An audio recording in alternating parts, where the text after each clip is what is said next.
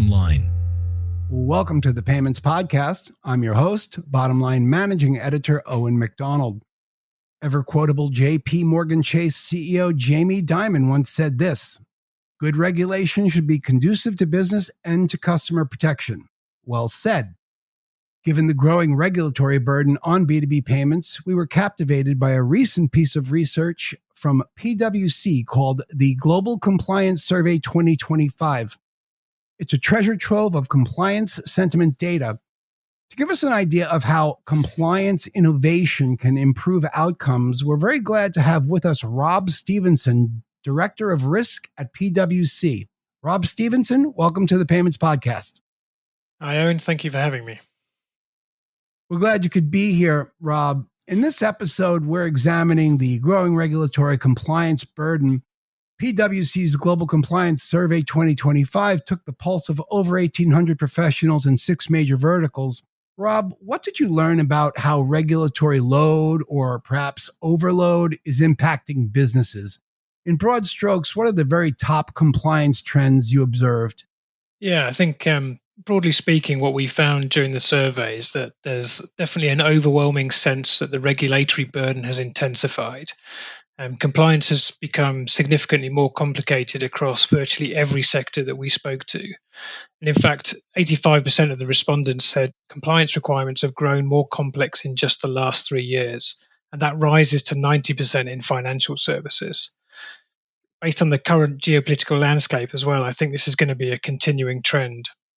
But what's interesting, Owen, is that it's not just the volume of issues, i.e. more rules, that is causing the real challenges. It's about the complexity and the velocity of regulation at the moment. It's also about the overlapping, sometimes conflicting regulations coming at organizations faster than they can adapt.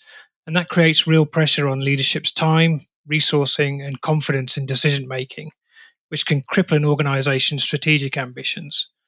But it also impacts the organizations commercially, slowing down digital transformation, delaying product launches, and limiting expansions into new markets. 77% of the respondents said that they've already experienced negative effects in 5 or more key business growth areas. But we are seeing, some firms that aren't standing still. We're seeing a more forward-thinking group emerge, what we've called in our report as the compliance pioneers. They're using compliance not just to manage risk, but to accelerate change, drive efficiency, and support strategic aims. They're embedding technology, centralizing functions, and treating compliance as a capability, not just a control function, and really moving compliance from the background to the boardroom. And that's a really important mind shift that we're starting to see. Cybersecurity and data protection / data privacy tied for the number one compliance concern among respondents across industries. 51% of your sample called the 2 related functions key priorities.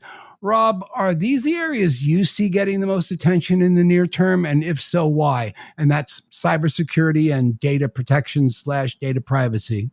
Yeah, absolutely. I think it's because these risks are existential. So a cyber attack or a data breach today doesn't just cause regulatory problems. It erodes trust, derails operations, and can spark a chain reaction with regulators, investors, and the public. And that priority came through very clearly in the research and has done in much of our research that PwC has conducted in the recent years. Cybersecurity and data protection, as you say, were named top priorities, and over half of the respondents claimed that. They were number one across every sector except energy, where environmental compliance edged slightly ahead, but that's probably for obvious reasons. And I think there's probably a few things driving that response around cybersecurity and data protection. First, the threat landscape has evolved massively. Cyber attacks are getting more and more sophisticated, they're more targeted, and can have much wider reaching consequences, not just financial, but reputational as well. Secondly, the regulatory bar has been raised. So GDPR, DORA, or other data protection rules around the world, companies are under serious pressure to get this right. And it varies country by country, so it's not a simple thing.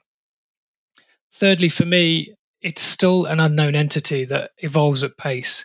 And as humans, we're inherently worried about the unknown. So for a lot of business leaders, the technical expertise just isn't there yet, and they're reliant on a small population of experts within their organization who understand the risks. So it always comes out top, whether we're talking to CEOs or compliance professionals. And lastly, it's about trust. I think customers, investors, regulators expect organizations to treat their data responsibly and protect it rigorously. So, yeah, I think these areas are going to get a lot of attention today, but also going into the future, not just as compliance issues, but also as strategic imperatives. You preempted me a moment ago. So I liked that stat about the 85% across all verticals said compliance has become more complex, even higher for financial services at 90%. And in the report, the complexity of cross-border payments was also called out specifically. So, Rob, give us a glimpse of how PwC is advising clients who want to avoid regulatory fatigue, especially as that relates to payments. Yeah, cross-border payments has become a real flashpoint, I think, for the clients we speak to. And companies face layers of AML sanctions, tax, and financial reporting obligations. And these, again, differ widely country to country. So that complexity is draining on resources, trying to keep up to speed, and frankly, exhausting teams as they do this. So again, it comes down to applying technology to these kind of time and resource burdensome activities. It's a much smarter approach, reducing the manual effort and embedding compliance into processes. So, for example, automating sanctions screening, integrating regulatory alerts into workflows, and using dashboards to monitor exposure in real time. So, not only does that reduce the burden and speed up the process, but it allows those resources to spend more time on the more value add activities, so supporting the commercial imperatives of the organization as well. It's also true where we see organizations centralizing compliance oversight, so especially for global businesses, improving that consistency, enhancing the visibility, and again, reducing the load of on the local teams to allow them to be more business enabling is becoming really important. But ultimately, it's about, I guess, reducing the noise and helping organizations move from reactive firefighting to a more streamlined, coordinated, proactive, I think is one of the key words, compliance model that supports rather than hinders commercial agility. So that kind of providing a breadth of business insights that no other function really has access to. And I think compliance being at the center of that is what we talk about in the report. And we talk about the strategic compliance officer really coming to the fore. One of the things I loved in the report was this idea of winning through compliance innovation. How does PwC define compliance innovation, Rob? What is that? I think compliance innovation is really about transforming compliance from that reactive, resource heavy to something much more proactive, something on the front foot that's efficient and really adds value back into the organization. It's, again, predominantly driven by technology, data, and reimagining processes.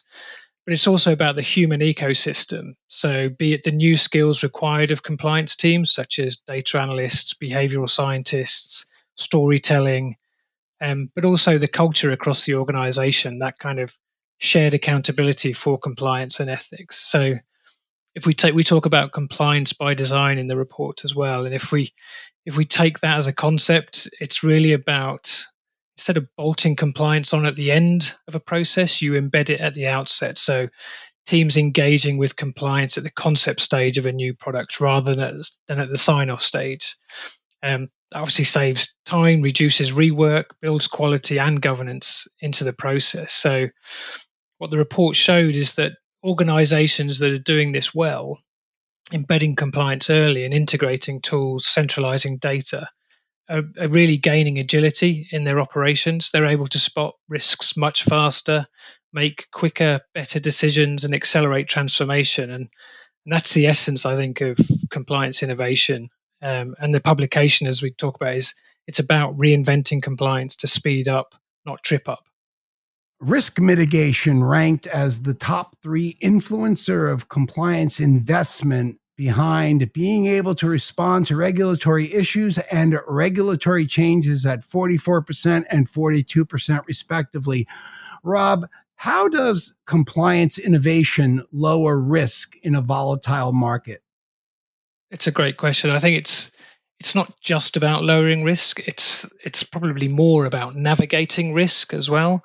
So through that, the early detection, that visibility and insight that you might have across the organization gives you that ability, I guess, to see around corners. So with technology scanning, AI highlighting red flags and dashboards showing risk trends and themes over time, this means you can move much more from that reacting to problems and into navigating them, which obviously helps business maintain their momentum and not be slowed down. So this is, as we see it, the only way that companies can really stay ahead of the risks associated with all the regulatory changes and issues that we have now, that we've had in the recent months, and that we will continue to have, that are disrupting the market. Saving AI for last. PwC found that 36% of respondents are already piloting or using AI for fraud detection, whereas 32% are not currently piloting or using AI for any compliance activities, with 1 in 3 saying they are not using AI for compliance or even testing it, and a slightly higher number saying they are. Rob, why is business so bifurcated about using AI for fraud detection? Generally, people argue, is it a good thing? Is it a bad thing? I think the real question is, it's a thing, and we're going to have to adopt it and get on with it. So that finding really stood out. But that and also the finding that the majority of respondents believe AI will have a net positive impact overall on compliance. But you're right, we're seeing a kind of two-speed world where, when it comes to the adoption of that, and some firms, particularly in the financial services and the tech sector, are forging ahead with AI, probably not unsurprisingly, but especially in fraud detection, predictive analytics, whereas others are taking a more cautious approach to that. And there's probably valid reasons, and it's the usual reasons that many organizations are still grappling with fragmented data, legacy systems, a multitude of different systems. And then you add on to that the concerns around the governance and the control around that data and the use of AI, and some of the risks that we know come with AI. So I think 89% of survey respondents said they were worried about data privacy and security risks with AI. So, that's quite a clear message that the hesitation is there, and it's probably understandable. But the potential is huge. AI can help spot fraud patterns at scale, reduce all of the false positives that you might see previously, and help speed up investigations just through the data analytics approach. But to do it well, as we said, you need the right data foundation and a robust AI governance framework around it. So the divide probably comes down not to desire or willingness, but probably more the readiness, technically and culturally.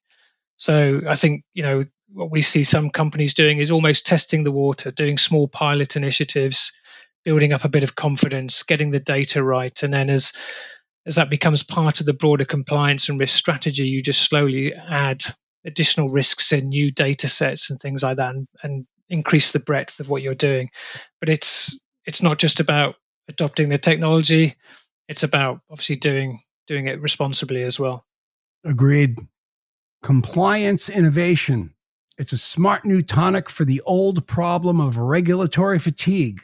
As B2B payments face more regulations in the months and years to come, we strongly suggest reading the PwC Global Compliance Survey 2025, especially if you want to know what adjacent verticals are doing. Our thanks to a great guest, Rob Stephenson, Director of Risk at PwC. To our audience, the smartest people in B2B payments, thanks for listening.